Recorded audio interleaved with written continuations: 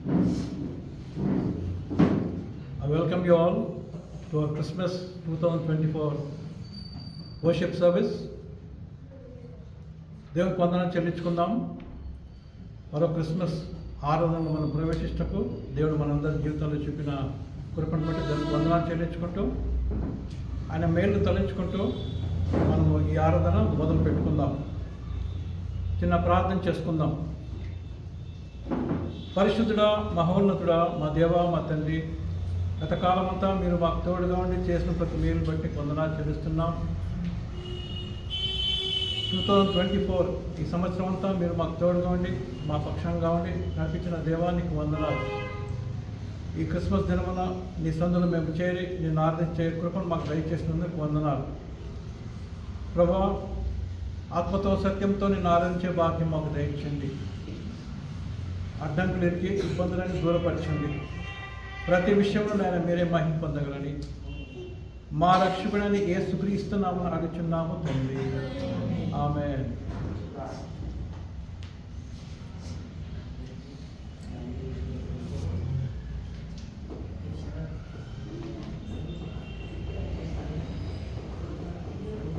మనకందరూ తెలిసిన పాట శ్రీ యేసుడు జన్మించే రేయిలో అనే పాట. మరి అందరూ ఇక్కడ అందరూ వస్తే దొరకరండి, ఇప్పటికే లేట్ అయిపోయింది.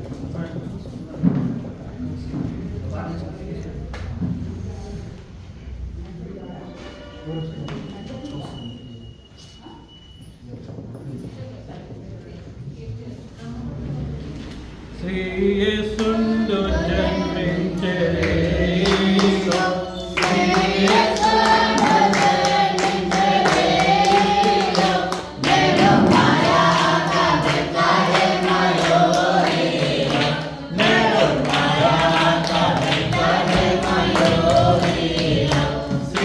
Yes,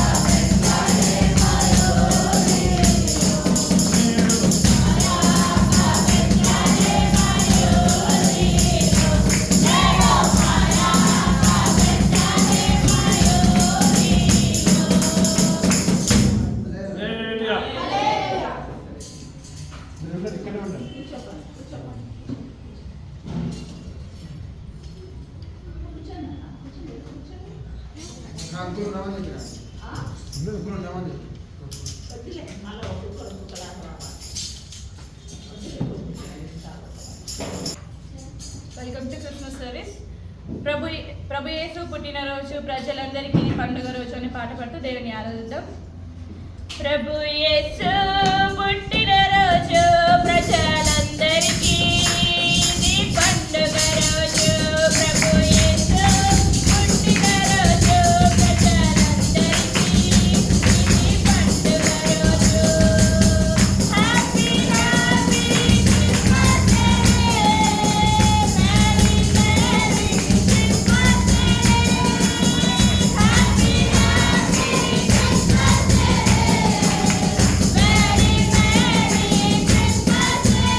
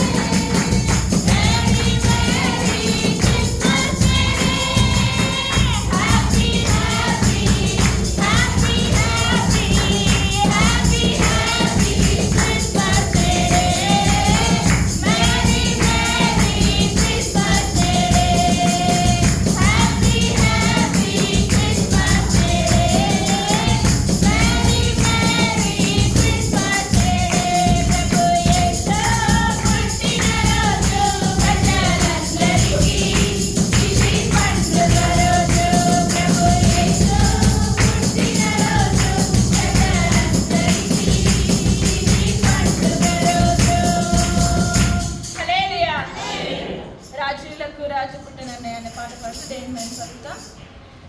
రాజులకు రాజు పుట్టెనయ్యా, రాజులకు రాజు పుట్టెనయ్యా, రాజేశుడా మనం వెల్లుదామన్నయ్యా, రాజేశుడా మనం వెల్లుదామన్నయ్యా, యూదాయనే దేశమందన్నయ్యా, యూదాయనే దేశమందన్నయ్యా,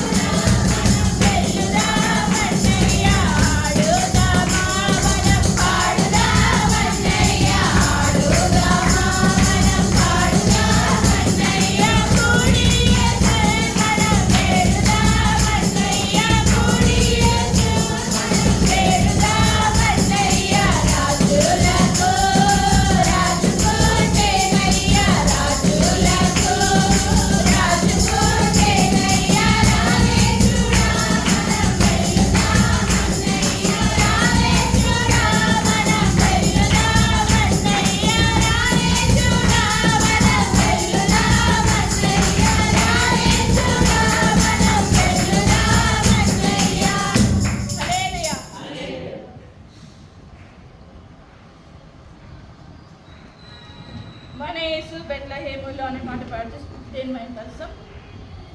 మన యేసు బెత్లెహేములో చిన్న పశువులా పాపలో పుట్టే, మన యేసు బెత్లెహేములో చిన్న పశువులా పాపలో పుట్టే, పాపలో పుట్టే, పాపలో పుట్టే.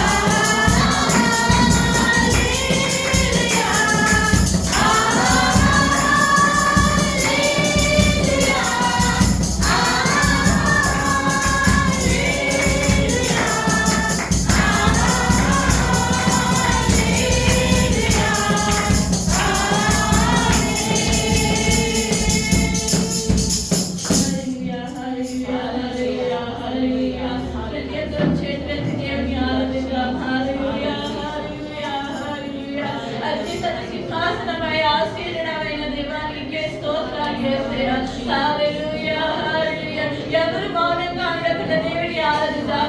ఆయన సన్నిధానంలో ప్రవేశింపజేసినందుకు దేవునికి వందనాలు చెల్లిద్దాం. హల్లెలూయా, హల్లెలూయా, హల్లెలూయా, హల్లెలూయా. ఈ క్రిస్మస్ దినం మనకు దయచేసినందుకు దేవునికి స్తోత్రాలు చెల్లిద్దాం. మన కొరకు రక్షకుడు దయించినందుకు దేవునికి స్తోత్రాలు చెల్లిద్దాం. హల్లెలూయా, హల్లెలూయా, హల్లెలూయా. రక్షణను మనకు దయచేసినందుకు వందనాలు చెల్లిద్దాం. హల్లెలూయా, హల్లెలూయా, హల్లెలూయా. అవును యేసయ్యా ప్రభువా, నేను మృత్యువు చేయడం యేసయ్యా, సైన్యముల అధిపతి అగు యెహోవా నీకే స్తోత్రాలు యేసయ్యా. అందరూ దేవుని ఆరాధిద్దాం, కృతజ్ఞతాస్తుతులు స్తోత్రాలు చెల్లిద్దాం, వందనాలు చెల్లిద్దాం. Thank you Lord, thank you Lord, thank you Lord. Hallelujah, hallelujah, hallelujah, hallelujah, hallelujah. తేజోమయుడా, ధవళవర్ణుడా, రక్తవర్ణుడా, అతికాంక్షణీయుడా దేవా నీకే స్తోత్రాలు యేసయ్యా. హల్లెలూయా, హల్లెలూయా. నిన్న నేడు రేపు ఏకరీతిగా ఉన్న దేవా నీకే స్తోత్రాలు యేసయ్యా. హల్లెలూయా, హల్లెలూయా, హల్లెలూయా, హల్లెలూయా. మరణాన్ని స్తుతించే సజీవులైన స్తుతిస్తారంటావు యేసయ్యా.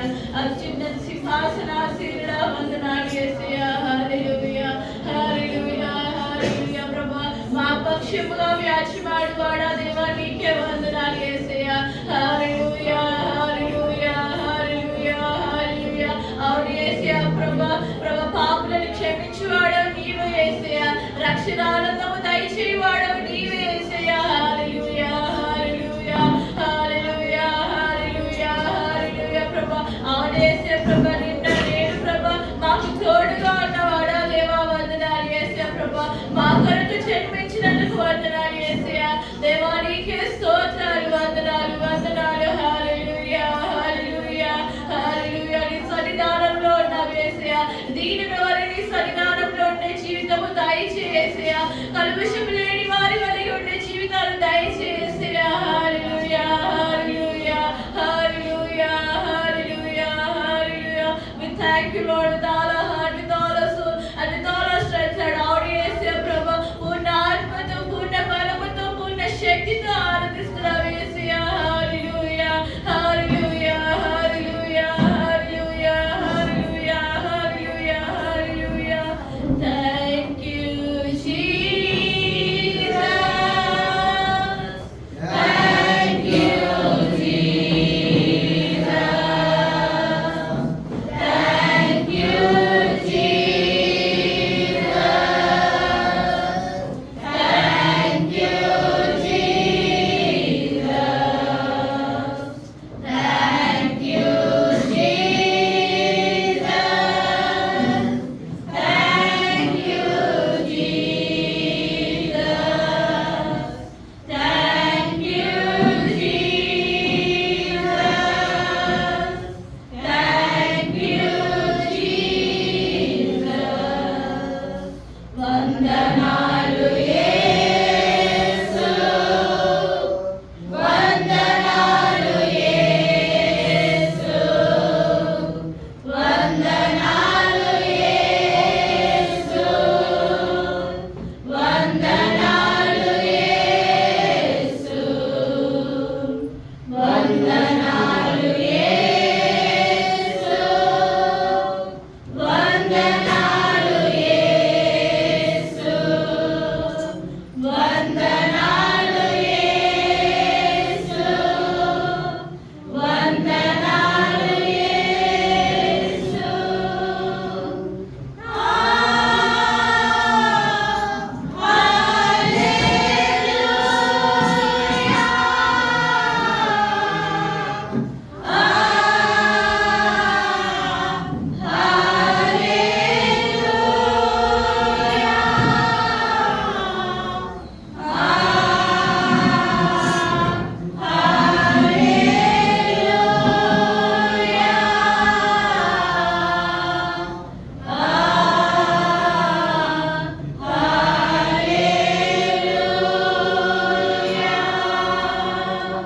ప్రేరేపణలకు ప్రార్థన స్తోత్రం స్తోత్రం స్తోత్రం స్తోత్రం స్తోత్రం స్తోత్రం స్తోత్రం స్తోత్రం నాయన సర్వశక్తిమంతుడా నీకే స్తోత్రం సర్వాధికారి నీకే స్తోత్రం మృత్యుంజయుడా నీకే స్తోత్రం నాయన అద్భుతగడు ఆశ్చర్యగడు ఆలోచనకర్త నమ్మదగిన దేవుడు అయ్యా నీకు వందనాలు అందరు కొద్దిగా ముందుకు వచ్చినట్లయితే ముందు సీట్ ఖాళీ ఉంది వచ్చి ముందుకు వచ్చాము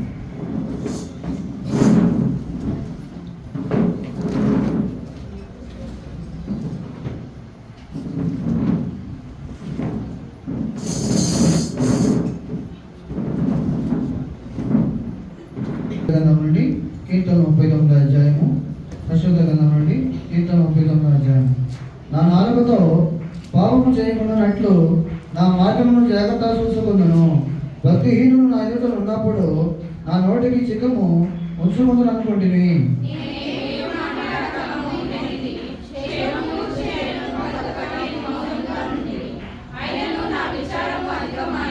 నా గుండె నాలో మండుచుండెను నేను ధ్యానించుచుండగా మంట పుట్టెను అప్పుడు నేను ఈ మాట నోరారా పలికితిని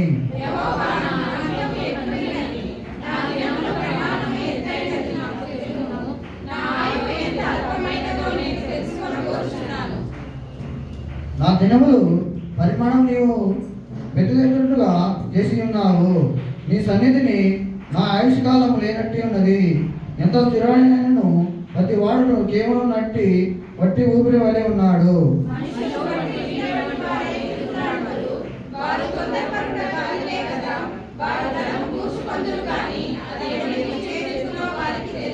ప్రభువా, నేను దేని కొరకు కనిపెట్టుకుందును? నిన్నే నేను నమ్ముకొని ఉన్నాను.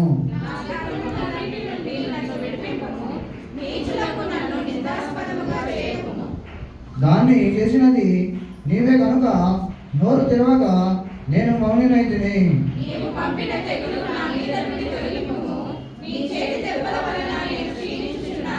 దోషమును బట్టి నీవు మనుషులను గద్దింపులతో శిక్షించినప్పుడు చిమ్మట కొట్టిన వస్త్రం వలె నీవు వారి అందము చెడగొట్టేదవు. నరులందరూ ఒట్టి ఊపిరి వంటి వారు.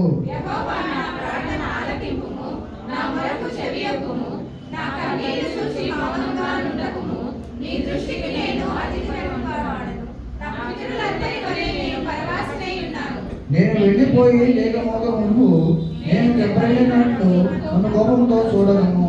ఆమేన్.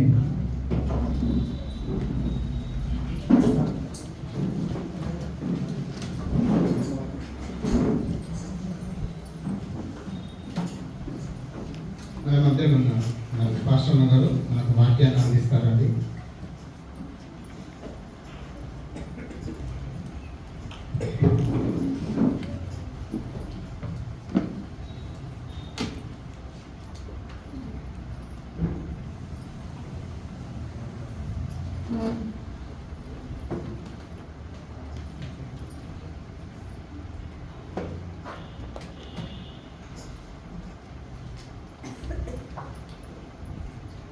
హల్లెలూయా, హల్లెలూయా, హల్లెలూయా, హల్లెలూయా. మీ అందరికీ క్రిస్మస్ శుభాకాంక్షలు. Happy Christmas. God bless you all. దేవుడు మనకు ఈ నూతన మరొక క్రిస్మస్ దేవుడు మనకు అనుగ్రహించాడు. 2024లో ఆఖరి కదండి. 24లో మనకు సంవత్సరానికి అందరు అంటారనమాట ఏంటంటే క్రిస్మస్ అనగానే వాళ్ళకు ఒకటే పండుగ మంచిగా చేసుకుంటారు.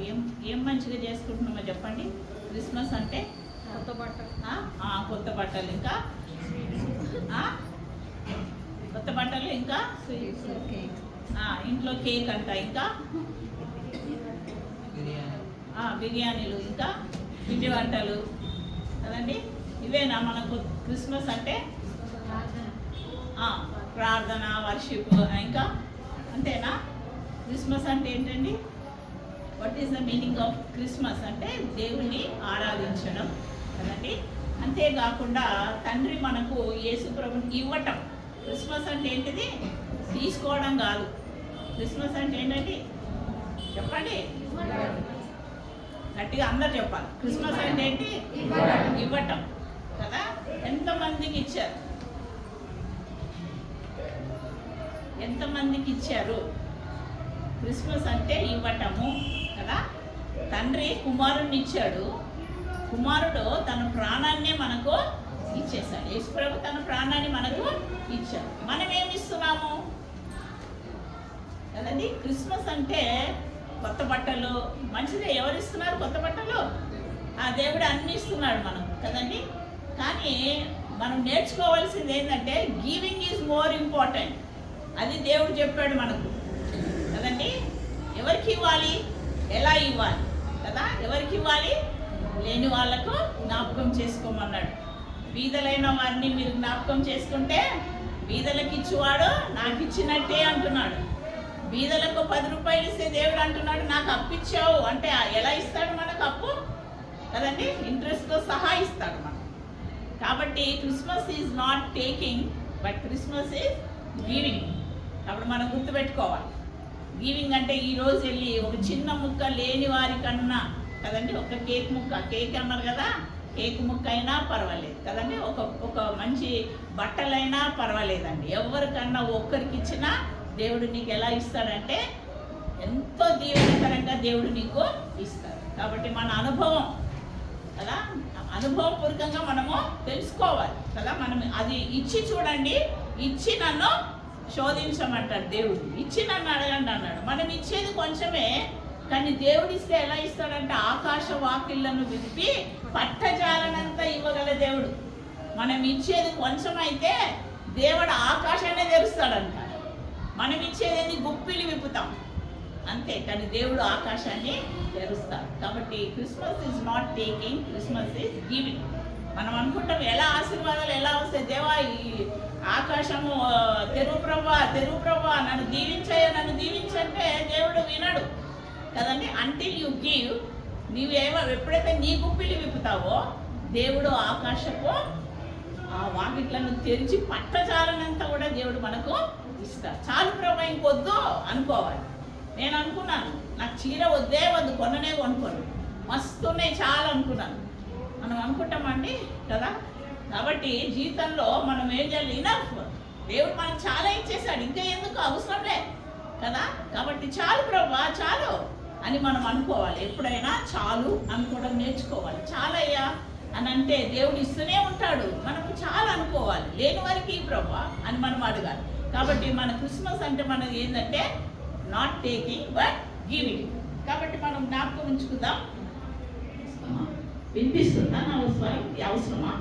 దేవునికి స్తోత్రం. ఈరోజు వర్తమానంలోకి వెళ్దామండి. లూకాసు వార్త, the book of Luke, 1st chapter 26 నుండి 35 వరకు మనం చదువుకుందాం. లూకాసు వార్త 1వ అధ్యాయము 26 నుండి 35 వరకు మనం చదువుకుందాం. 6వ నెలలో గాబ్రియేలను దేవదూత గలిలయలోనికి నజరేతు ఊరిలో దావీదు వంశస్థుడైన యోసేపు అను ఒక పురుషునికి ప్రదానము చేయబడి కన్యక యొద్దకు దేవుని చేత పంపబడెను. ఆ కన్యక పేరు మరియా. ఆ దూత లోపలికి వచ్చి ఆమెను చూచి, దయాప్రాప్తురాలా, నీకు శుభము, ప్రభువు నీకు తోడై ఉన్నాడు గనుక. ఆమె ఆ మాటకు బహుగా తొందరపడి ఈ శుభవచనం ఏమిటో అని ఆలోచించుచు దూత మరియా భయపడకుము, దేవుని వలన నీవు కృప పొందితివి. ఇదిగో నీవు గర్భము ధరించి కుమారుని కని ఆయనకు యేసు అని పేరు పెట్టుదువు. ఆయన గొప్పవాడై సర్వోన్నతుని కుమారుడనబడును. ప్రభువైన దేవుడు ఆయన తండ్రి అయిన దావీదు సింహాసనము ఆయనకి ఇచ్చును.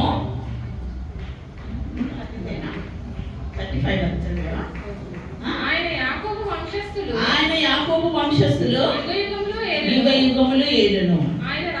ఆయన రాజ్యము అంతము లేనిదై ఉండును. ఆమెతో చెప్పాను.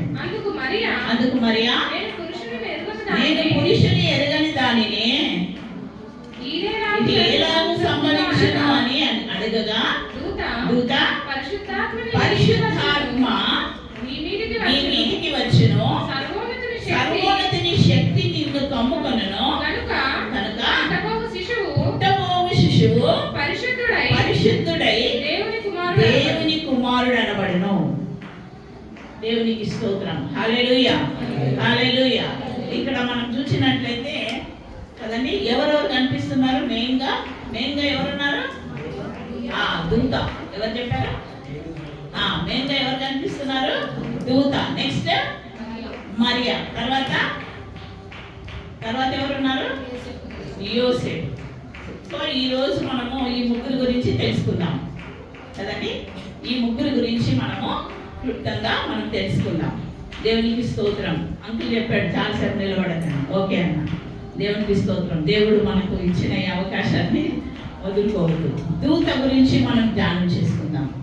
ఇక్కడ మన దూత గురించి ఏం రాయబడినదంటే మొదటి 26 వచనం, 6వ నెలలో ఏ దూత అండి? గాబ్రియేలను ఏ దూత? గాబ్రియేలను దేవుని దూత. ఎవరండి? దేవుని యొక్క దూత. గాబ్రియేలను దేవుని దూత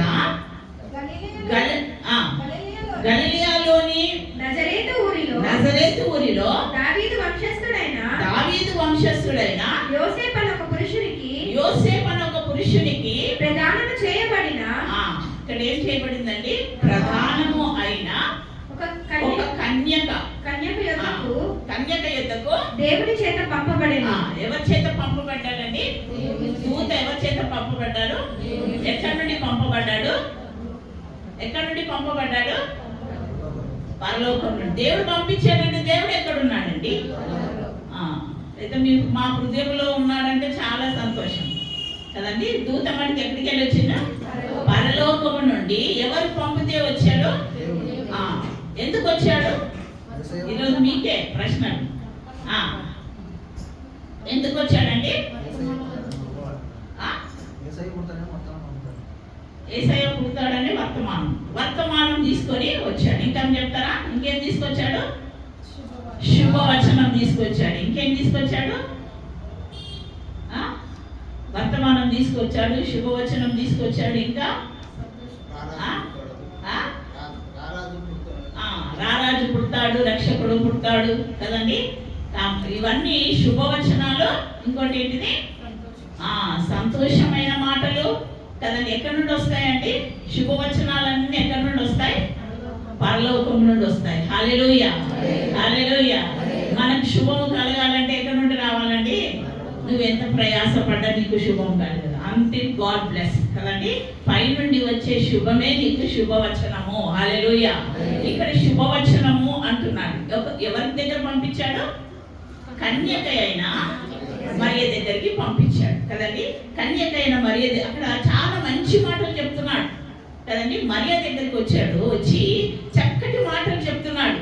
ఏమంటున్నాడంటే, దేవుని చేత పంపబడ్డవాడు, దేవుని యొద్ద నుండి శుభవచనమును తీసుకువచ్చాను అంటున్నాడు. తర్వాత దయాప్రాప్తురాల నీకు శుభము, నీకు శుభము. ఆల్రెడీ ఆమెకి ఏమైపోయిందండి? ఎంగేజ్మెంట్ అయిపోయింది. ఎంగేజ్మెంట్ కాగానే దేనికోసం చూస్తుంటారు? మ్యారేజ్ కోసం కదండి. మ్యారేజ్, నెక్స్ట్ మ్యారేజ్ చేసుకోవాలని సంతోషంగా ఉంటారు. అదే సంతోషం కాకుండా శుభవచనం ఎక్కడి నుండి వచ్చింది? పరలోకం నుండి వచ్చింది. ఆ శుభవచనం దయాప్రాప్తురాల నీకు శుభము, ప్రభువు నీకు తోడై ఉన్నాడు అంటున్నాడు. అంటే అక్కడ మనం చూస్తే దేవుని యొక్క దృష్టి అందరి మీద ఉన్నది. దేవుని దృష్టి అందరి మీద ఉంటది. ఆయన కన్నులు భూదిగంతముల వరకు తిరుగుతూనే ఉంటాయి, చూస్తూనే ఉంటాయి. కానీ ఇక్కడ ఎవరి మీద పడ్డాయి ఆయన చూపు? ఎవరి మీద పడ్డాయండి? మరియ మీద పడ్డాయి కదండి. ఒక వ్యక్తి మీద. ఎందుకంటే ఆమె కన్యక, షీఈస్ అ హోలీ వర్జిన్ అన్నమాట కదా. ఆమె వివాహము కాలేదు కానీ కన్యకగా ఉంటుంది. కాబట్టి ఇక్కడ మనం చూస్తే ఇక్కడ దేవుడు నీకు తోడై ఉన్నాడు అని చెప్తున్నాడు. ఫస్ట్ ఏమంటున్నాడండి? దేవుడు నీకు అంటే వేరే వాళ్ళకు తోడుగా లేడా? ఉన్నాడు కదండి. కానీ ఇక్కడ ఏమంటున్నాడు? దేవుడు నీకు అన్నాడా లేకపోతే మీకు అన్నాడా? నీకు అంటే ఒక వ్యక్తి నీకు తోడుగా ఉన్నాడు. తర్వాత ఏమంటాడు? దేవుని వలన నీవు కృప పొందితివి. కృప కదండి. కృప పొందావు దేవుని వలన. అంటే ఎవరితో చెప్తున్నాడు? ఒక్క వ్యక్తితోటే మాట్లాడుతున్నాడు, అందరితోటి కాదు కదండి. కృప పొందావు నువ్వు, దేవుడు నీకు తోడుగా ఉన్నాడు అని చెప్పడమే కాకుండా ఇంకేమంటున్నాడు? పరిశుద్ధాత్మ నీ మీదికి వచ్చును, పరిశుద్ధాత్మ నీ మీదికి వచ్చును, సర్వోన్నతుని శక్తి నిన్ను కమ్ముకును. ఒక్కరికే ఇన్ని వాగ్దానాలు ఇచ్చేశాడు. శుభవచనం ఏంటండి? ఎన్ని ఇచ్చాడు కదండి. కృప ఇచ్చాడు, తోడుగా ఉన్నాయి అంటున్నాడు, దయ ఉన్నది. తర్వాత పరిశుద్ధాత్మని మీదికి వచ్చును, సర్వోన్నతుని శక్తి, సర్వ సృష్టికర్త అయిన సర్వోన్నతుడైన దేవుని యొక్క శక్తి ఎవరి మీదకి వచ్చిందంట? ఎవరి మీదకి వచ్చింది? నీ మీదికి వస్తుంది, ఇంకా రాలే, వస్తుంది అని ముందుగానే అన్ని చెప్తున్నాడు. ఎవరండి? గాబ్రియేలు దూత. తర్వాత ఏమన్నాడు? భయపడకు. ఏమన్నాడండి? ఇప్పుడు శుభవచనం ఏంటో కదండి. కాబట్టి ఇక్కడ మనం చూస్తే భయపడొద్దు అని చెప్తున్నాడు కదా. భయం అనేది మనలో వస్తుంది అని ఆయన ఆ దూతకు తెలుసు. ఎందుకు భయపడొద్దు అంటున్నాడు? కదండి. భయపడకు అంటే ఈమెలో వచ్చే భయం ఏంటిదో కూడా దూతకు తెలుసు. కాబట్టి ఇక్కడ ఈ స్త్రీని దర్శించడానికి దేవుడు దూతను పంపించాడు, ఒక వాక్కునిచ్చాడు, ఒక వాగ్దానాన్ని ఇచ్చాడు, ఒక శుభవచనాన్ని ఇచ్చాడు కదండి. అదే విధంగా దేవుడు మరి అన్ని ఇచ్చి గాబ్రియేలు దూతను పంపించాడు ఈ లోకానికి. కాబట్టి దూత యొక్క పని దేవుడు ఏది చెప్పమంటే అది చెప్పాలి. అందుకని ఆది యందు వాక్యం ఉండేనో, వాక్యము దేవుని యొద్ద ఉండేనో, ఆ వాక్యమే దేవుడై ఉండేను కదండి. ఏమై ఉన్నది? దేవుడై ఉన్నాడు. వాక్యమే దేవుడు కదండి. ఈ వాక్కును ఎవరు తీసుకొచ్చారు? గాబ్రియేలు దూత దేవుని దగ్గర నుండి ఈ భూలోకానికి తెచ్చిన వర్తమానము, శుభవర్తమానము, వాక్కు, వాగ్దానము కదండి. ఇవన్నీ కూడా మనం చూసి అప్పుడు అన్ని అన్నాడు. తర్వాత ఏమంటున్నాడండి? భయపడకు కదండి. మనము వాక్కు అన్నప్పుడు, మాట, వాక్యము అన్నప్పుడు వాక్యాన్ని దేనితో పోల్చాడండి? వాక్యంలో దేనితో పోల్చాడు అని అడుగుతున్నాను. దేనితో పోల్చాడు వాక్యమును?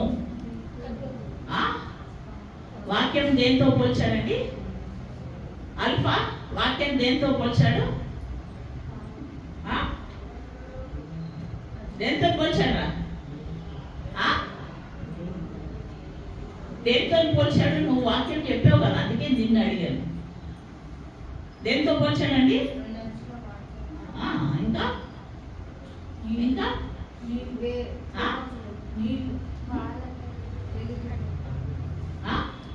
విత్తనం దేంతో పోల్చాడండి? విత్తనం కదా. లాస్ట్ టైం చెప్పావు విత్తనం గురించి. గురుగులు, గోధుమలు అని చెప్పాడు కదా. విత్తనముతో పోల్చాడు. విత్తనం అనేది కదండి అది వాక్యము. ఈ వాక్యము విత్తనము ఏమవుతుందండి? భూమిలో వేస్తే ఏమవుతుంది? భూమిలో వేస్తాం. లో అంటే భూమి లోపలికి వేస్తాం కదండి. పైన వెయ్యం. ఎందుకు అంటే అది మంచిగా రావాలంటే భూమిలో పడాలి కదా. కాబట్టి వాక్యము ఏమైపోతుందండి? మనం ఇక్కడ చూస్తే యోహాను సువార్త 1వ అధ్యాయము 31వ వచనం చదివారా? 31. నేను ఆయన ఎదురైతే కానీ ఆయన ఇశ్రాయేలుకు ప్రత్యక్షమటకు నేను నీళ్ళలో బాప్తిసమిచ్చ వచ్చి చెప్పాను. యోహాను సువార్త 1వ అధ్యాయం 14వ వచనం. ఆ వాక్యము శరీరధారి అయి కృపా సత్య సంపూర్ణుడుగా మన మధ్య నివసించెను. చాలు. వాక్యము విత్తనము వంటిది. ఈ విత్తనము భూమిలో వేస్తే ఏమవుతుందండి? ఏమవుతుంది? విత్తనం మనం మంచిగా చూసి వేస్తాం కదా. భూమిలో వెళ్ళిపోయిన తర్వాత అది ఏమైపోవాలి? మొలకెత్తాలి. కానీ భూమిలో మార్పు ఎలా ఉంటుంది? చచ్చిపోతుంది ఆ విత్తనం. ఆ విత్తనము చచ్చిపోతుంది. మనం వేసిన విత్తనం అట్లనే ఉండదు కదండి. ఆ విత్తనం ఏమైపోవాలి? చచ్చిపోయి దాని యొక్క ప్రతిరూపం ఎక్కడికి వస్తుంది? బయటికి రావాలి. విత్తనం అంటే దేవుని యొక్క వాక్యం. దూత ఏమి తెచ్చిందండి? దేవుని యొక్క మాటలు తీసుకొచ్చింది. దూత తీసుకొచ్చిన మాటలు ఎవరికి వినిపించింది? ఎవరికండి? మరియకు వినిపించింది. ఆ మాటలు ఇప్పుడు ఈమె ఏం చేస్తున్నది? అన్ని వింటున్నది. దూతను చూస్తున్నది, మాటలన్నీ వింటున్నది కదండి. విని ఇప్పుడు ఆమెకు అన్ని చెప్పేశాడు. సర్వోన్నతుని శక్తి నిన్ను కమ్ముకుంటుంది అన్నాడు. తర్వాత దేవుని వల్ల కృప పొందేవన్నాడు. దేవుడు నీకు తోడుగా ఉన్నది అన్నాడు. పరిశుద్ధాత్మ నీ మీదికి వచ్చిన అన్ని చెప్పాడు. ఇప్పుడు చెప్పిన తర్వాత ఇప్పుడు మరియ యొక్క బాధ్యత ఏంటిది? మరియ యొక్క బాధ్యత ఏం కావాలండి? Whether she can accept or కదండి రిజెక్ట్. యాక్సెప్ట్ చేస్తుందా? మాటలు యాక్సెప్ట్ అన్నా చేయాలి, రిజెక్ట్ అన్నా చేయాలి. అంగీకరించాలి దూత మాటలు, లేకపోతే త్రోసివేయాలి. ఏదో ఒకటి ఎన్నుకోవాలి. రెండు కాదు. అవసరమైతే అంగీకరించడం, లేకపోతే త్రోసివేయడాన్ని వీలు కాదు.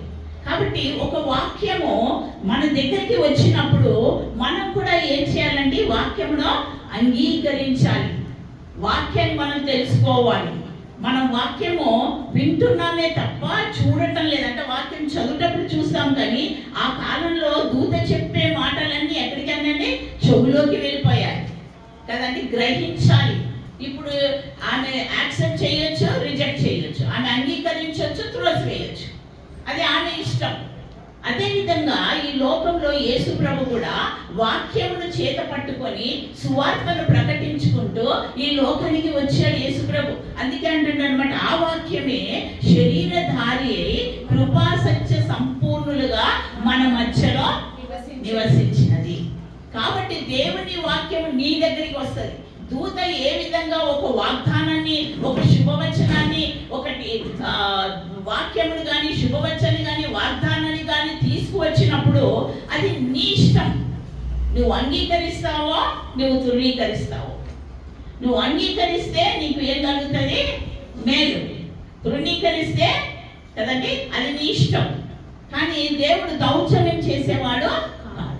కాబట్టి ఇక్కడ మనం చూసినట్లయితే ఇప్పుడు మరియ గురించి ఆలోచిద్దాం కదండి. మనం ఇక్కడ దూత గురించి మనం చూస్తున్నాం. దూత అన్ని శుభవచనాలు వాగ్దానాలు అన్ని తీసుకొని మరియ దగ్గరికి వచ్చింది. అదే వాక్యము ఏంటిదంట? శరీరధారి అయి మన మధ్యలోకి వచ్చింది. ఎలా వచ్చింది కదండి? ఇప్పుడు ఎవరు అంగీకరిస్తేనే అది శరీరధారిగా వస్తుంది. ఎవరు అంగీకరించాలి?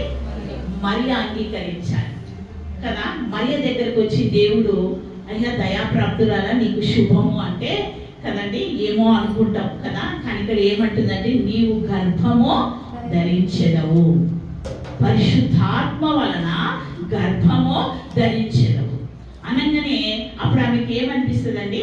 ఒక పెళ్లి కానీ అమ్మాయి దగ్గరికి దూత వచ్చి నువ్వు గర్భం ధరిస్తావంటే ఈ మాట ఏదో మా అమ్మ నాయన కన్నా చెప్పొచ్చు కదా.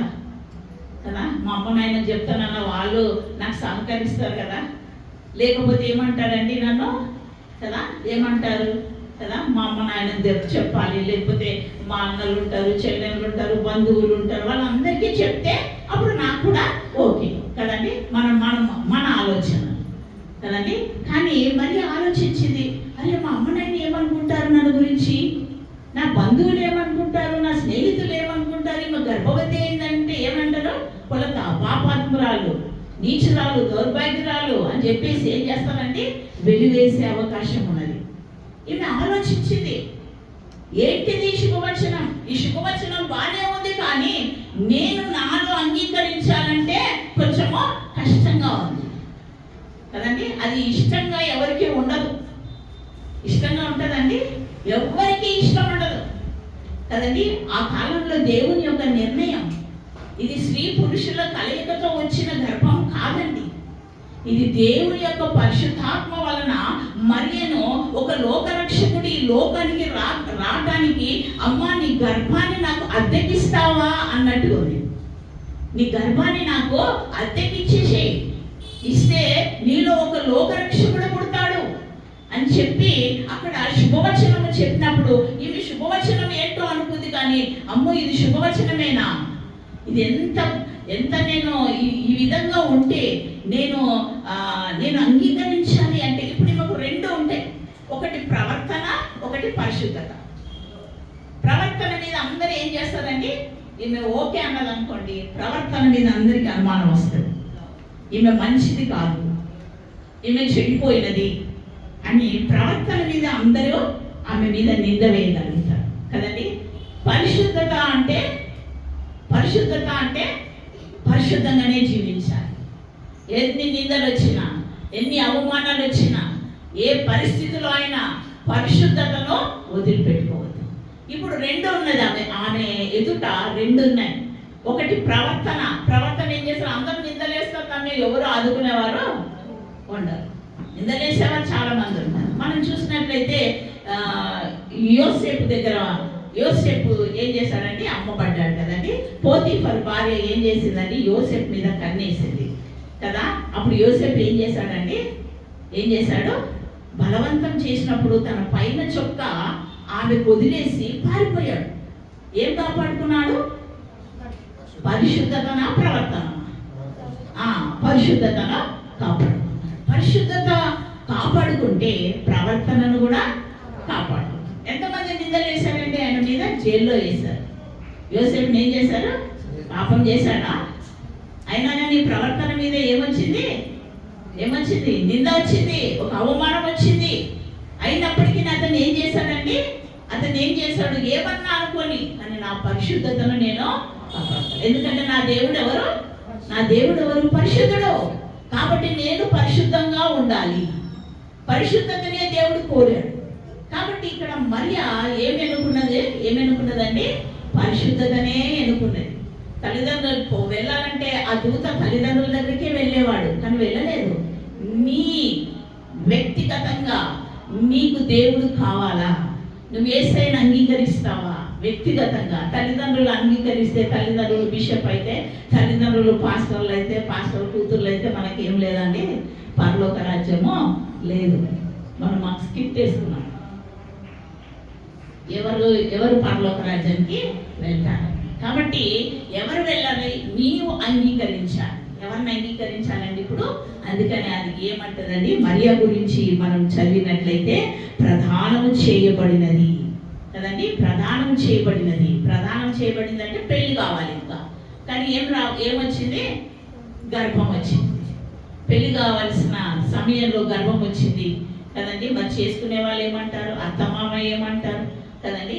బంధువులు ఏమంటారు? బంధువులే మనకి ఎప్పుడు కదండి, వాళ్ళు ఏమనుకుంటారో వీళ్ళు ఏమనుకుంటారో అని మనం ఎప్పుడు ఇతరుల గురించి ఆలోచిస్తాం, కానీ దేవుడు ఏమనుకుంటున్నాడు అని మనం ఎప్పుడూ ఆలోచించాం. మన పట్ల దేవుడు ఏమనుకుంటున్నాడు అని మనము ఆలోచించాం. అందుకనే మనం చూసినట్లయితే నేను పురుషుని ఎరగని దాననే ఏమంటుందండి? నేను పురుషుని ఎరగని దానను. ఈ రోజుల్లో యవన పిల్లలకు కదండి ఎవరు ఉండాలి? ఒక బాయ్ ఫ్రెండ్ ఉండాలి, ఒక గర్ల్ ఫ్రెండ్ ఉంటేనే వాళ్ళకి లైఫ్ కదండి. కన్యకగా దేవునికి పరిశుద్ధంగా ఉండాలన్న ఆలోచన ఉండదు. వాళ్ళకుంటే నాకెందుకు ఉండొద్దు, వీరికుంటే నాకెందుకు ఉండొద్దు అన్నట్టుగానే ఉంటారు తప్ప, మనుషులను పోల్చుకుంటారు తప్ప దేవుని మాట ప్రకారంగా, దేవుని చిత్త ప్రకారంగా జీవించాలని ఆలోచన ఉండదు. అందుకని పెళ్ళైన వారు కూడా ఈ రోజుల్లో చూస్తే చాలా భయంకరమైన పాపంలో పడుతున్నారు. నిందలు ఎవరికండి? అవమానాలు ఎవరికి? పెళ్ళైన వారికి ఉంది, పెళ్లి కాని వారికి ఉంది. దేవుడు అంటున్నాడు, వాగ్దానము వాక్కు నీ దగ్గరికి వచ్చినప్పుడు నీవు దాన్ని అంగీకరిస్తావా, తృణీకరిస్తావా? పరిశుద్ధతను కోరుకుంటావా, నీ ప్రవర్తనలో కోరుకుంటావా? ఏది కోరుకుంటావు అని అంటున్నాడు. అందుకని అంటాడు దేవుని దృష్టిలో మరియ ఎలా ఉన్నది అంటే ఎన్నుకోబడినది. ఎంతో మంది మరియలు ఉన్నారంట ఆ కాలంలో. ఓల్డ్ టెస్టిమెంట్ లో తెలుసు మెస్సయ్య పుడతాడంట, మెస్సయ్య వస్తాడని తెలిసి చాలా మంది పెళ్లి కూడా చేసుకోలేదంట. ఎందుకంటే కన్య గర్భమందు, యెషయా గ్రంథంలో మనం చూస్తాం కదా, కన్య గర్భమందు పుడతాడని చెప్పి చాలా మంది పెళ్లి చేసుకోలేదు. కానీ దేవుడు ఎవరిని ఎన్నుకున్నాడండి? మరియని ఎన్నుకున్నాడు. ఎంతో మంది ఉన్నప్పటికీ దేవుడు నిన్ను నన్నే ఎందుకు ఎన్నుకుంటున్నాడు అంటే ఆయన సంకల్పం ఒకటి ఉన్నది, ఆయన ఉద్దేశం ఒకటి ఉన్నది. అది నీ ద్వారా నెరవేర్చుకోవాలని ఆయన నిన్ను కోరుకుంటున్నాడు, నిన్ను ఎన్నుకుంటున్నాడు. కాబట్టి నీవు ఎలా ఉండాలంటే సిద్ధంగా ఉండాలి. అందుకని ఎన్నుకోబడినది. తర్వాత ఆలోచనలు కదండి, ప్రవర్తననా లేకపోతే అంగీకరించాలనా, తృణీకరించాలి. ఇప్పుడు నువ్వు అంగీకరించకుండా దూత చెప్పట్లేదు ఆయన వచ్చేసినావు, నువ్వు గర్భం ధరించేసినావు అని అనట్లేదు. అంటే షీ యాక్సెప్ట్. ఆమె ఒప్పుకునేదాకా దేవుడు, ఆ దూత ఆమె దగ్గరే నిలబడి ఉన్నాడు. హల్లెలూయా. దేవుడు దౌర్జన్యం చేసేవాడు కాదు కదండి. ప్రతి హృదయ తలుపును దేవుడు తడుతూనే ఉంటాడు. ప్రతి వాక్యం చేత దేవుడు మాట్లాడుతూనే ఉంటాడు. కానీ నీవు అంగీకరించకపోతే అది నీకే ప్రాబ్లం, కానీ దేవునికి మటుకు కాదు. కాబట్టి దాన్ని బాగా గుర్తుపెట్టుకోవాలి. అందుకని అంటుంది అనమాట. ఇక్కడ మనం చూసినట్లయితే లూకా సువార్త 1వ అధ్యాయం 37వ వచనం. దేవుడు చెప్పిన ఏ మాట అయిననో it will not go waste. వ్యర్థమయ్యేది కాదు దేవుని మాట. ఆయన నోటి నుండి వచ్చిన మాట ఏది కూడా వ్యర్థం కాదు. ఈ బైబిల్ అంతా కూడా ఆయన నోటి నుండి వచ్చిన మాటలే, ఇది వ్యర్థమైపోయేటివి కాదు. కాబట్టి ఇది నువ్వు విన్నప్పుడు, నీవు చదివినప్పుడు దీన్ని ఏం చేయాలండి? ఏం చేయాలి దీన్ని? ఇక్కడ మరియా ఏం చేసిందండి? తర్వాత 38 అందుకు మరియా ఇదిగో ప్రభువు దాసురాలను నీ మాట చొప్పున ఏమంటుందండి? నీ మాట చొప్పున నాకు జరుగునుగాక అన్నది. ఇప్పుడు ఏం చేసిందండి?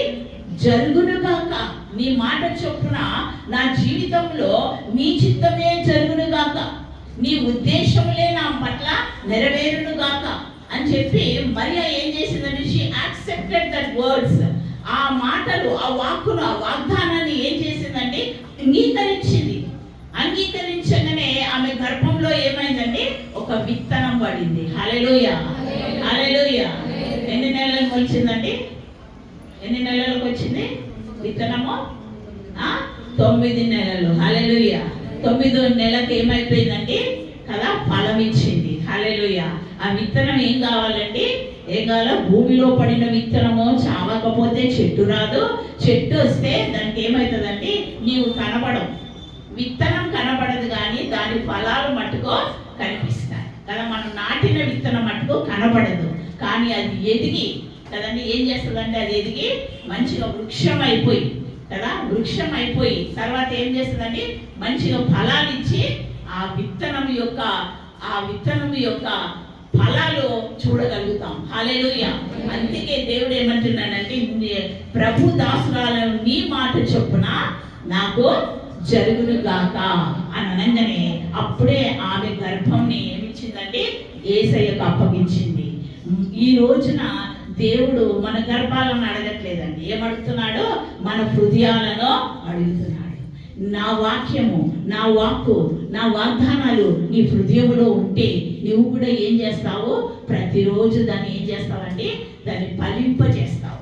దేవుని కొరకు ఫలభరితమైన జీవితం కలిగి ఉంటావు. ఒక 2 వ్యక్తులు 2 చెట్లు నరుకుతున్నారంట. 2 చెట్లు కొట్టడానికి 2 కొడతా ఉన్నారంట. ఒక అతను కంటిన్యూగా కొడుతున్నాడంట. ఒక అతను 10 నిమిషాలకు బయటకు వేసి వస్తున్నాడు. 10 నిమిషాలు పోతుంటే అంటున్నాడు, ఏది నాకు చెట్టు కొట్టకుండా 10 నిమిషాలకు ఒకసారి బయటికి వెళ్ళేసి వస్తున్నాడు, ఈయన ఎప్పుడు కొడతాడు అని అనుకున్నాడంట. కానీ చూసేసరికి ఆ 10 నిమిషాలు బయటికి వెళ్ళేసిన ఆ చెట్టే తొందరగా నరికేశాడంట. ఎందుకు? ఈయన అప్పటి నుండి 10 నిమిషాలు విరామం లేకుండా కొట్టినా కానీ ఈ చెట్టు పడలేదంట. అప్పుడు వచ్చి ఈయన ఈ చెట్టు పడేసినాక, ఏది అట్లా చూస్తున్నావు, ఇంతసేపు అను కొట్టేది అని అన్నాడంట. అంటే ఈయన అనుకున్నాడని 10 నిమిషాలు వేసి వచ్చి కూడా ఈయన ఎంత తొందరగా కొట్టేసిండు అని అనుకున్నాడంట. కారణం ఏంటి అని అడిగానంటే, ఏది నువ్వు ఇంతసేపు 10 నిమిషాలకు ఒకసారి బయటకు వేసి వచ్చినావు, మరి నీ చెట్టేమో తొందరగా అయిపోయింది, నాది ఎందుకు కాలేదంటే, నువ్వు కొడతనే ఉన్నావు. నేను 10 నిమిషాలకు ఒకసారి వెళ్ళి నా గొడ్డలిని ఏం చేస్తున్నా, అక్కడ బండ ఉంటే దాన్ని కేసి రుద్ది మళ్ళీ కొట్టిన. అందుకని నా చెట్టు ఏమైపోయింది? తొందరగా నా పని ముగించిన. హల్లెలూయా, హల్లెలూయా, హల్లెలూయా, హల్లెలూయా. మన జీవితాలను కూడా ఏం చేయాలండి? వాక్యముతోటి మనం ఏం చేసుకోవాలి? పదును చేసుకోవాలి. ఫలభరితమైన జీవితాలు ఉండాలంటే నీ వాక్యం చేత నువ్వు ఏం చేసుకోవాలి? సరి చేసుకోవాలి. ఇంకా ఎంతకాలమో? ఎన్నో క్రిస్మస్లు వెళ్ళిపోయినాయి. నా జీవితంలో 66వ క్రిస్మస్ ఇది. కాబట్టి ఎన్నో వెళ్ళిపోయినాయి. What you are doing for God? దేవుని కొరకు ఏం ఫలిస్తున్నాం? ఎందుకంటే చావట్లేదు.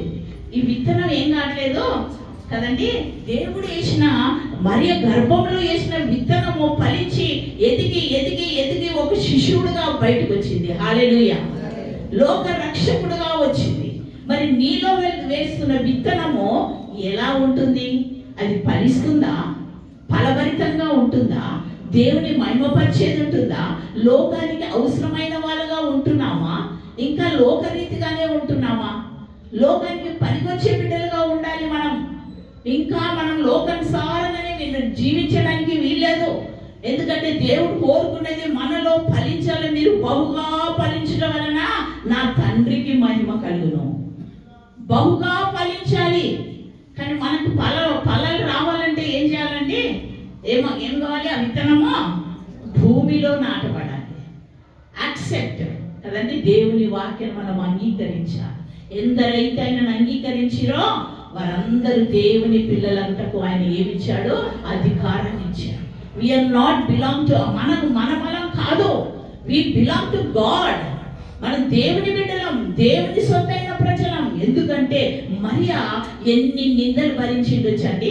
తల్లిదండ్రులు ఒప్పుకున్నారా? అత్తమామ ఒప్పుకున్నారా కదా? మేము సేవకు వచ్చేటప్పుడు కూడా మా వాళ్ళు, మా అత్తమ్మగా, మా తల్లిదండ్రులు ఎవరు ఒప్పుకోలేదు. ఈరోజు దేవుడు మమ్మల్ని ఈ విధంగా నిలబెట్టాడు. వారి కోసం మేము బ్రతకలేదు, వారిని కూడా మేము ఏమి కేర్ చేయలేదు. దేవా, నువ్వు పిలిచిన దేవుడవు, నమ్మదేవుడు, నమ్మదగిన దేవుడు, కాబట్టి నిన్ను చూసే మేము ముందుకెళ్తామని చెప్పి ముందుకెళ్ళాం. కాబట్టి ఈరోజు ఈ విధంగా ఉండగలిగాం. దేవుని కొరకు నిలబడితే ఆయన మీ కొరకు నిలబడతాడు. దేవుని కొరకు కార్యాలు చేస్తే ఆయన మీ కార్యాలన్నీ సఫలం చేస్తాడు కదా. మన జీవితంలో ఒక విత్తనం అంటే దేవుని యొక్క వాక్యము మన హృదయంలో నాటబడితే అది ఏం కావాలండి? మరి ఆ గర్భంలో వేసిన విత్తనము ఎదుగుతూ ఎదుగుతూ ఎదుగుతూ ఫలించింది, ఒక ఫలాన్ని ఇచ్చింది. దేవుడు మనకు వరాన్ని ఇచ్చాడు, ఆమె ఫలాన్ని ఇచ్చింది. దేవుడు ఆమెకు ఒక వరం ఇచ్చాడు, కానీ ఆమె దేవునికి ఏమి ఇచ్చిందంటే ఫలం ఇచ్చింది, శ్రేష్టమైన ఫలాన్ని ఇచ్చింది కదండి. అంజూరపు చెట్టును దేవుడు చూసి ఏమన్నాడంటే, ఆఖరి కొని ఆ చెట్టు వైపు వెళ్తే ఆ చెట్టులో ఏం లేవంట, నో ఫ్రూట్స్. కానీ చెట్టు ఎలా ఉంది?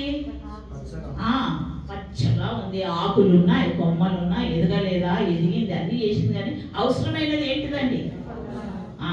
అవసరమైనది ఏంటిది? ఫలాలే. అది లేదు. ఆ ఫలం లేకపోయేసరికి దేవుడు ఏమన్నాడు, ఇక మీదట ఈ చెట్టు ఎప్పటికీ పాలించదు, ఎవరికి కూడా ఆకలి తీర్చలేదని చెప్పి దాన్ని శపిస్తే ఉదయం కల్లా అది ఏమైపోయిందండి? రూట్స్తో సహా వెళ్ళిపోయింది. అది ఫలమిచ్చే కాదు, సీజన్ కాదు. మామిడి పండ్లన్నీ ఎప్పుడు వస్తాయండి? ఇప్పుడు డిసెంబర్లో నాకు మామిడి పండు కావాలి అన్నట్టు ఉందన్నమాట. డిసెంబర్లో నాకు మామిడి పండు కావాలి అని యేసు ప్రభు అడిగితే నువ్వు ఇయ్యాల్సిందే. హల్లెలూయా, హల్లెలూయా, హల్లెలూయా. ఫలాలు ఇవ్వటానికి అది మే నెల కాదు, జూన్ నెల కాదు, జీవితాంతం అది ఫలం ఇస్తూనే ఉండాలి. హల్లెలూయా. అలాంటి బిడ్డలుగా దేవుడు మనల్ని చేశాడు. ఫలభరితమైన జీవితాన్ని కోరుకుంటున్నాడు దేవుడు. కాబట్టి మనం ఫలించాలని ఆయన ఉద్దేశం. దేవుని వాక్యము మన హృదయములో నాటబడితే అది ఏం కావాలండి? ఎదగాలి. ఒక పసిబిడ్డ ఎలా ఎదుగుతుందో అదే విధంగా మనము కూడా మన జీవితంలో కూడా వాక్యము ఎదిగి ఫలించినప్పుడే దేవుని మహిమపరిచే బిడ్డ. అదే నిజమైన క్రిస్మస్. హల్లెలూయా. మరి ఆయన నిందలను చూడలేదండి.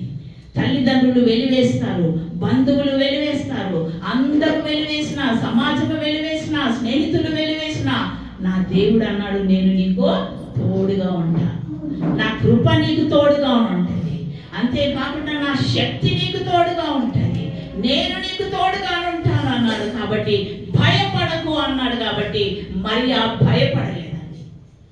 ఏ నింద వచ్చినా పర్వాలేదు, భయపడలేదు. కానీ మన జీవితంలో కూడా దేవుని సేవ చేస్తున్నప్పుడు ఎన్నో నిందలు వస్తాయి, ఎన్నో అవమానాలు వస్తాయి, ఎన్నో ఎదుర్కోవాల్సి వస్తుంది. అయినా మనం ఏం కావద్దో? భయపడడానికి వీల్లేదు. ఎందుకంటే మన దేవుడు అభయం ఇచ్చి, వాగ్దానం ఇచ్చి, వాక్కునిచ్చి మర్చిపోయేవాడు కాదు. కాబట్టి మన జీవితాలను మనము జాగ్రత్తగా మనం చూసుకోవాలి. మరి ఆ ఒక జీవితము అదే ఏమన్నాడండి? ఆ వాక్యమే శరీరధారి అయి మన మధ్యలో కృపా సంపూర్ణముగా ఉన్నది. హల్లెలూయా. అదే యేసు ప్రభు యొక్క గొప్పతనం. అదే యేసు ప్రభుని ఫలముగా ఇచ్చింది. దేవుడు ఆమెకు ఒక గొప్ప వరం ఇస్తే దేవుని కొరకు ఫలముగా ఇచ్చేసింది. హల్లెలూయా. కాబట్టి మన జీవితాలను మనం జ్ఞాపకం చేసుకుందాం. నెక్స్ట్ ఎవరండి? యోసేపు కదండి. యోసేపు ఏమనుకున్నాడండి? మత్తయి సువార్త మొదటి అధ్యాయం, the book of Matthews, 1st chapter 18:2. యేసుక్రీస్తు జననమిదితం ఎట్లనగా ఆయన తల్లి అయిన మరియా యోసేపునకు ప్రదానం చేయబడిన తరువాత, తల్లి అయిన మరియా యోసేపునకు ప్రదానం చేయబడిన తరువాత వారి ఏకము కాకమునిపే ఆమె పరిశుద్ధాత్మ వలన గర్భవతిగా ఉండెను. ఆమె భర్త అయిన యోసేపు ఆమె భర్త అయిన యోసేపు నీతిమంతుడై ఉండి ఆమెను అవమానపరచనొల్లక రహస్యముగా ఆమెను విడనాడ ఉద్దేశించెను. అతడు చాలు. ఇక్కడ మనం చూస్తే యోసేపు ప్రదానం చేయబడ్డారు కాబట్టి ఇప్పుడు ఆయన కూడా ఏమనుకుంటున్నాడంటే వివాహము చేసుకోవాలి. ఎవరిని? మరియను వివాహము చేసుకోవాలి. కానీ ఇప్పుడు ఏ వార్త వచ్చిందండి? ఆమె గర్భవతి అని తెలిసిపోయింది. ఎవరికి? యోసేపు. ఇప్పుడు చేసుకుంటాడా అండి? మంచి గుణోళ్ళనే చేసుకుంటారు. 4 వంకలు పెడతారు. ఆమె తెల్లగా లేదు, ఆమె ముక్కు వంకలు ఉంది, ఆమె పొట్టిగా ఉంది, ఆమె పొడుగు ఉంది, ఆమె బక్కగా ఉంది, ఆమె లావు ఉంది అని చెప్పి ఎన్నో వంకలు పెట్టేటారు. మరి ఈ వంకతోటి ఎవరన్నా చేసుకుంటారా? మరి ఎంగేజ్మెంట్ అయిపోయింది, ఎవరు చేసుకోరు. కానీ ఆయన ఎవరంట? నీతిమంతుడు. చూసారా, దేవుడు కూడా ఎవరిని ఎన్నుకున్నాడండి? నీతిమంతుడు యోసేపు. అంటే పెళ్లి కానప్పటి నుండి ఆయన నీతిమంతుడుగానే ఉన్నాడు. ఎంగేజ్మెంట్ చేసుకున్నా కానీ నీతిమంతుడే కదండి. మనం ఆలోచించాలి, ఎలా ఉంటున్నాము, పెళ్లి కాకముందు ఎలా ఉంటున్నాము, పెళ్లి అయినాక కూడా మనం ఎలా ఉంటున్నాం. భార్య భర్తలకు ఉన్న బంధాలు ఈ రోజుల్లో లేకుండా అయిపోతున్నాయి. నీతి లేదు, ప్రేమ లేదు, యథార్థత లేదు, నమ్మకం లేదు కదండి. ద్వేషాలు, కక్షలు, నువ్వెంత అంటే నేనెంత, ఒకరికొకరు లోబడేది లేదు. కానీ ఈ యోసేపు ఎలాంటి వాడంట? నీతిమంతుడు. పెళ్లి కాకముందు నుండే నీతిమంతుడు, ఎంగేజ్మెంట్ అయినా కూడా నీతిమంతుడే అని రాయబడింది ఇక్కడ కదా. మన విషయంలో కూడా దేవుడు ఎక్కడ రాయాలండి? మన పరిశుద్ధత, మన నీతి, మన యథార్థత, మన నమ్మకం అంతా ఎవరికి తెలుస్తుంది? దేవుడు పైన వాడు అన్ని చూస్తాడు. ఒకరోజు అన్నిటికీ లెక్క అడుగుతాడు. మన జీవితాలు చాలా జాగ్రత్తగా ఉండాలి, నీతిమంతులుగా ఉండాలి, పరిశుద్ధులుగా ఉండాలి మనం. అందుకని ఇక్కడ ఏమంటున్నాడంటే నీతిమంతుడు అనండి. కాబట్టి ఏమనుకున్నాడు? మరియను రహస్యంగా వదిలేద్దాం అనుకున్నాడు. వదిలేద్దాం అనుకున్నాడు. సరే, ఆమె ఎవరినో ప్రేమించిందేమో, ఎవరితో ఆమె గర్భం ఇచ్చింది కాబట్టి ఆమెను వదిలేస్తే ఆమె ఆయనతో పెళ్లి చేసుకొని మంచిగా ఉండేది కాబట్టి నేను రహస్యంగా వదిలేయాలి అని అనుకున్నాడు యోసేపు. అనుకున్నప్పుడు ఆయన ఉద్దేశం ఏంటిది? విడిచిపెట్టాలి. ఎప్పుడు బాహాటంగా అంటే ఏమవుతుందండి? ఆమెకు అవమానపరిచిన వాడిగా అవుతాను. ఈయన నీతిమంతుడు కాబట్టి ఆయన చేసుకుపోయి భార్యను అవమానపరచడం కూడా ఆయనకి ఇష్టం లేదు కదండి. ఈరోజు భార్యలు అంటే ఎంత అవమానంగా చూస్తారు కదండి, చిన్న చూపు కదండి, ప్రేమించేవారు లేరు. కాబట్టి భార్యని ఇక్కడ ఇంకా పెళ్లి కాకున్నా కానీ ఆమెను అవమానపరచతో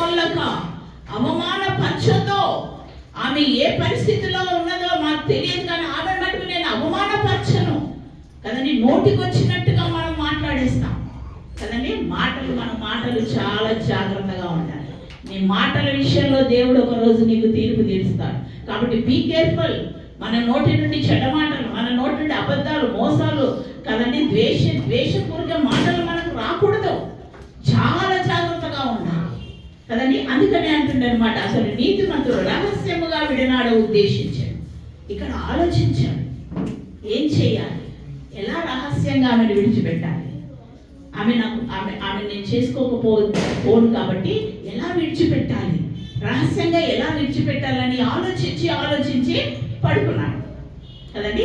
ఆ రాత్రి ఏమైపోయిందంట, అతడు ఆలోచించుకొనిచుండగా ఇదిగో ప్రభుదూత స్వప్నమందు అతనికి ప్రత్యక్షమై దావీదు కుమారుడైన యోసేపు, నీ భార్య అయిన మరియను చేర్చుకొనుటకు భయపడద్దు. ఏమంటున్నానండి? మరియతో ఏమన్నాడు? భయపడకు. నీకు ఎన్ని అవమానాలు వచ్చినా, నిందలు వచ్చినా, ఎవరు నేనేమన్నా భయపడకు, నేను నీకు తోడుగానున్నాను అన్నాడు. ఇక్కడ యోసేపుతో ఏమంటున్నాడండి? భయపడకు యోసేపు, నేను మీకు తోడుగా ఉన్నాను అన్నాడు. అప్పుడు చెప్తున్నాడు ఇంకా చెప్పండి. ఆమె గర్భము ధరించినది, పరిశుద్ధాత్మ వలన గర్భము ధరించినది, ఆమె యొక్క కుమారుని కని తన ప్రజలను వారి పాపముల నుండి ఎందుకంట తన ప్రజలను, ఆమెలో గర్భంలో ఉన్న శిశువు ఏం చేశాడంట? తన ప్రజలను వారి పాపముల నుండి ఆయననే రక్షించును. గొర్రెలు అక్కర్లేదు, మేకలు అక్కర్లేదు, పావురాలు అక్కర్లేదు, ఏ రక్తము కాదు, ఏ బలుడు కాదు. ఇదిగో ఆయననే, యేసయ్యనే రక్షకుడుగా ఆయన ఈ లోకానికి రాబోతున్నాడు. కన్య మరియ గర్భములో ఉన్నది, పరిశుద్ధాత్మ వలన గర్భము ధరించినది. కాబట్టి నీవు ఆమెను విడిచిపెట్టకు, భయపడకు, ఎవరికి భయపడకు అని చెప్పి అక్కడ ఆయన తన ప్రజలను వారి పాపము నుండి ఆయనే రక్షించును. కనుక యేసు అనగా ఏంటంటే రక్షకుడు. యేసు అంటే ఏంటి? క్రీస్తు అంటే అభిషక్తుడు. కాబట్టి ఇక్కడ యేసు అని పేరు పెట్టావు, ప్రవచనాలు నెరవేర్పు చూస్తున్నామని అక్కడ ప్రభుదూత అతనితో మాట్లాడించినట్టుగా మనం చూస్తున్నాం. కాబట్టి ప్రభుదూత ఆజ్ఞాపించిన ప్రకారం అతను ఏం చేశాడండి? దూత మాటలు ఏం చేశాడండి? విన్నాడు. తర్వాత దూత మాటలు విని ఏం చేశాడు? మరియ దూత మాటలు విని ఏం చేసింది? అంగీకరించింది. యోసేపు దూత మాటలు విని ఏం చేశాడు? అంటే ఎవరిని అంగీకరించాడు? మాటలు అంగీకరించాడు, వాగ్దానాలు అంగీకరించాడు కదండి. అంతేకాకుండా మరియను కూడా అంగీకరించాడు. హల్లెలూయా, హల్లెలూయా, హల్లెలూయా, హల్లెలూయా. కాబట్టి మరియను కూడా యాక్సెప్ట్ చేసుకున్నాడు. యాక్సెప్ట్ చేసినాక తర్వాత ఏమని మనం చూసినట్లయితే ఈమె మీద ఒక నింద పడకుండా చేశాడు. హల్లెలూయా. ఇప్పుడు నింద ఉందా అండి? మరియకు లేదు. ఎవరు? యోసేపు అంటున్నాడు నా భార్యనే, నా భార్య అని చెప్పేసి ఏం చేశాడండి? ప్రజాసంఖ్య రాయటానికి వెళ్ళినప్పుడు, బెత్లెహేంకి వెళ్ళినప్పుడు అక్కడ ప్రజాసంఖ్యలో చెప్పు బాబు నీ పేరేంటి అని అంటే నా పేరు యోసేపు అండి. ఈమె ఎవరంటే నా భార్య అని చెప్పి రాసిచ్చేశాడు కదండి. కాబట్టి ప్రజాసంఖ్య రాయటానికి వెళ్ళినప్పుడు ఏం చెప్పాడు? She is my wife. ఎందుకంటే ఎవరు చెప్పారు అది? కాబట్టి ఇక్కడ మరియకు ఏం చేశాడంటే మరియకు ఏకీభవించినట్టుగా చూస్తున్నాం. ఒక ఫలము ఫలించడానికి ఆమెకున్న నిందలలో ఏం చేశాడండి? యోసేపు కూడా ఐఎమ్ విత్ యూ అని చెప్తున్నాడు. నేను నీకు తోడుగా ఉంటాను అంటున్నాడు మరియకు. దేవుడు అన్నాడు నేను నీకు తోడుగా ఉంటానంటే యోసేపు అంటున్నాడు నేను కూడా నీకు తోడుగా ఉంటాను అన్నాడు. హల్లెలూయా, హల్లెలూయా. అక్కడ సహకారం చాలా ప్రాముఖ్యమైనది. ఏం కావాలండి? ఒకరికొకరికి సహకారం ఉండాలి కదండి. ఒకరి కష్టాలు ఉంటే ఇంకొకరు ఎలా ఉండాలి? ప్రోత్సాహపరిచేవారుగా ఉండాలి, సహాయపడేవారుగా ఉండాలి. కానీ నిందలు వేసేవారుగా మనం ఉండటానికి వీల్లేదు. యోసేపు దగ్గర నేర్చుకోవాల్సినది ఏంటంటే తనకెన్ని నిందలు, ఇప్పుడు వారి తల్లిదండ్రులు ఎన్ని మాటలు అన్నారు కదండి, అన్నిటినీ త్రోసిపుచ్చాడు. హల్లెలూయా. ఎందుకంటే దేవుడు ఏమన్నాడు? భయపడకు. భయపడకంటే భయపడకుండా ఆయన ఏం చేశాడండి? ఏం చేశాడు? యోసేపు మరియమ్మను తీసుకొని వెళ్ళిపోయాడు కదండి. మరియమ్మకు తోడుగా ఉన్నాడు. అవును, ఒక పరిచర్యకు అందరు ఎలా ఉండాలండి? సంఘం అంతా సహకారంగా ఉండాలి. ఎలా ఉండాలి? సహకారంగా ఉండాలి. ఒక నిందలు వచ్చినా, ఒకరికి బాధ కలిగినా, ఒకరికి నొప్పి వచ్చినా, ఒకరికి ఏ సహాయం అన్నా కలగాలంటే అందరూ ఎలా ఉండాలి? నేను నీకు తోడుగానున్నాననేసి రావాలి. నేను నీకు తోడుగానున్నానని రావాలి. అంటే అక్కడ సహవాసంలో వచ్చేస్తున్నాడు యోసేపు. నేను నీకు తోడుగానుంటాను, నువ్వు భయపడకనేసి. మన జీవితంలో కూడా తోడుగా ఉండే వారిని మనం ఏం చేయాలి? తోడుగా ఉండే వారిని అన్నా చూడ. ఒక ఫలము ఫలించడానికి ఏం కావాలండి? చెట్టు ఫలించాలంటే ఏం కావాలి? ఎరువు కావాలి, నీరు కావాలి. ఇప్పుడు యోసేపు ఏం చేస్తున్నాడు అనమాట? ఆమెకు తోడుగా నుండి ఆమెకు ఆహారం కానీ, ఆమెకు నీళ్లు కానీ, ఏ కష్టం రాకుండా యేసు ప్రభు ఈ లోకానికి ప్రకటించబడాలంటే, యేసు ప్రభుని లోకానికి చూపించాలంటే, రక్షకుడు ఇదిగో రక్షకుడని చూపించాలంటే ఏం కావాలండి? మరియమ్మను ఎంతో ప్రేమగా ప్రేమించాడు. హల్లెలూయా, హల్లెలూయా. సహకారము, సహవాసము కదండి. ఇతరులతో మనం కలిసి ఉన్నప్పుడే వారిని బలమైన బిడ్డలుగా మనం ఏం చేస్తామండి? నిలబెట్టగలుగుతాం కదండి. బలమైన బిడ్డలుగా కావాలి మనం, పడిపోయేవారుగా ఉండదు కదండి. ఒకరిని నిలబెట్టేవారుగా ఉండాలి తండ్రి, ఒకరిని పడగొట్టేవారుగా మనం ఉండటానికి వీల్లేదు. ఒకరికి పాటలు పాడేది ఉంటే పాటలు పాడేసే ఏం చేయాలంటే ప్రోత్సాహపరచాలి. ఒకరికి వాక్యం వచ్చేదంటే వాళ్ళని వాక్యంలో ప్రోత్సాహపరచాలి. ఇదే లోకరక్షకుడు ఇచ్చిన సువార్త. కాబట్టి మనకున్న తలాంతులు మనం ఏం చేయాలండి? ప్రోత్సాహపరచుకొని దేవుని కొరకు వచ్చాడు యోసేపు. యోసేపుడు ఎంత నీతిమంతుడండి. ఆ నీతి మనలో ఉన్నదా? ఇతరులను ప్రోత్సాహపరిచే నీతి మనలో ఉన్నదా? కదా, ధైర్యపరిచేది, దృఢపరిచేది కదండి యోసేపులో చాలా మనము చూస్తాం. కాబట్టి మనం చూసినప్పుడు దేవుడు మనకు తోడుగా ఉన్నట్టే ఏదన్నా చేయగలం. మనకు అసాధ్యమైనది ఏది లేదు. ఎందుకంటే దేవుడు నాకు తోడుగా ఉన్నాడు. దూత యొక్క వర్తమానం చూస్తున్నాం కదండి. ఆ వాక్కు ఆ రోజు మరియ గర్భానికి వెళితే ఈరోజు అదే వాక్యము విత్తనము వలె మన హృదయంలో ఎలా ఉండాలి? ఫలించేదిగా. ఆ గర్భంలోని శిశువు ఎదిగి ఏ విధంగా ఒక బహుమానాన్ని లోకానికి ఇచ్చిందో, మళ్ళీ మరియమ్మకు పిల్లలు లేరండి. యోసేపు తొందరగా చనిపోయాడు. యేసుప్రభు 33 సంవత్సరాలు ఉన్నప్పుడే యోసేపు లేడు. కాబట్టి జీవితంలో తన జీవితం అంతా కూడా, తన పరిశుద్ధమైన జీవితం అంతా కూడా ఎవరికి సమర్పించుకుంది? యేసయ్యకు సమర్పించుకుంది. యోసేపు తన నీతి జీవితం అంతా కూడా ఎవరికి సమర్పించుకున్నాడు? దేవునికి సమర్పించుకున్నాడు. మరి నీవు నేను ఏం సమర్పిస్తున్నాం దేవునికి? కదా, మన దగ్గరికి డబ్బు అడగట్లేదే కదా, మన దగ్గర నుండి ఏది అడగట్లేదు. దేవుడు అడిగేది ఏంటండి? కదా, మన రోత హృదయాలు కదండి. ఇంకా ఇంకా మన హృదయంలో కక్షలు, పగలు, అసూయలు, ఈర్షలు, ద్వేషములు, ఇంకా కలహాలతో ఉన్న ఈ హృదయమును దేవుడు ఏమంటున్నాడు? నీవు నన్ను చేర్చుకో, నా వాక్యమే నీ హృదయంలో ఉంటే అది ఏమవుతుందంటే అది మార్పు చెందాలి. వాక్యము వినటం కాదండి, అంగీకరించాలి. హృదయములోనికి అంగీకరించాలి. అప్పుడు అది హృదయములో ఉంటే నీ జీవితంలో కార్యము జరిగిస్తుంది. నీ జీవితంలో కార్యము జరిగించిందంటే దేవుని కొరకు నువ్వు నిలబడతావు. దేవుని కృప నిన్ను ఆవరిస్తుంది. దేవుడు నీకు తోడుగా ఉంటాడు. ఏ విషయంలో కూడా నువ్వు భయపడవు. దేవుడు మనకు అద్భుతంగా ఎవరిని ఇచ్చాడంటే యేసుక్రీస్తు. ఇది అద్భుతం కాదా? అద్భుతమేనా కాదా? కదండి. ఇక్కడ అద్భుతం అంటే ఏంటంటే ఇక జరగదు అన్నది జరిగించేదే అద్భుతం కదండి. ఒక మామిడి చెట్టుకో మామిడి పండ్లు వచ్చాయి.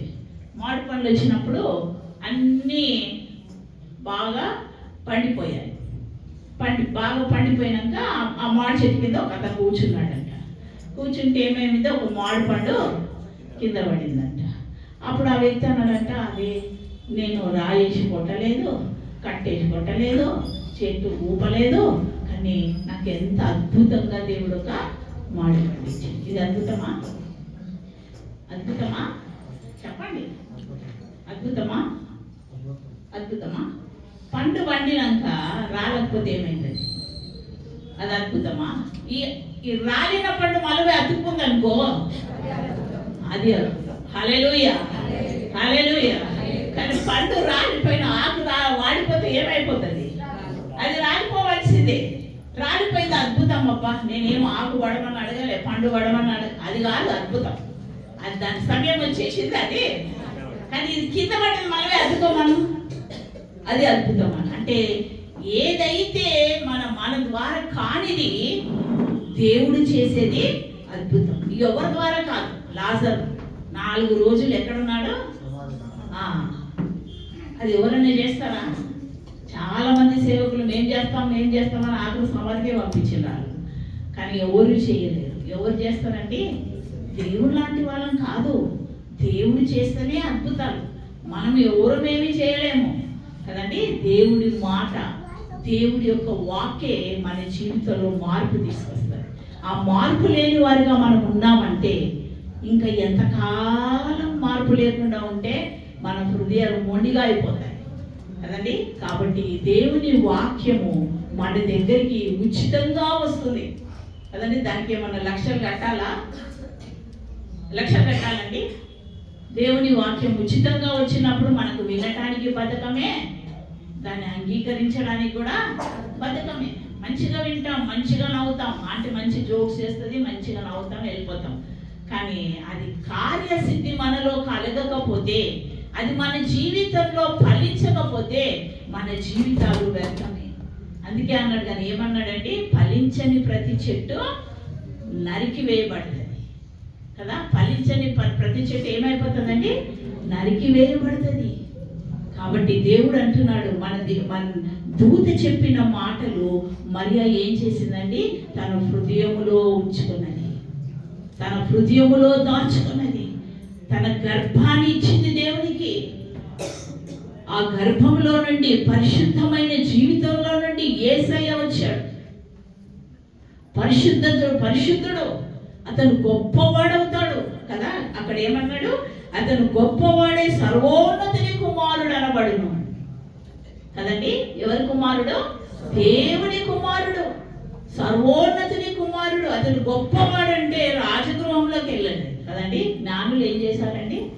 చాలా జ్ఞానులు అట్లా పైకి చూస్తే, ఆకాశం వైపు చూస్తే ఏదన్నా తేడా కనిపించింది అనుకో, వాళ్ళు దాన్ని ఏం చేస్తారండి? పరిశోధించేవారు. చాలా జ్ఞానులు. కానీ ఆ జ్ఞానం ఎక్కడి దాకా మనకు వచ్చింది కదా. జ్ఞానులకు ఏం చూపించిందండి? చుక్క దారి చూపించింది. చుక్క దారి చూపిస్తే 2 సంవత్సరాలు పట్టిందండి ఎక్కడికి రావడానికి? బెత్లెహేము యేసు ప్రభు దగ్గరికి రావడానికి 2 years. వాళ్ళు వచ్చి ఎక్కడికి వెళ్ళిపోయారు? డైరెక్ట్ 2 సంవత్సరాలు చుక్కను చూసుకుంటూ వచ్చి ఎవరి దగ్గరకు వచ్చారండి?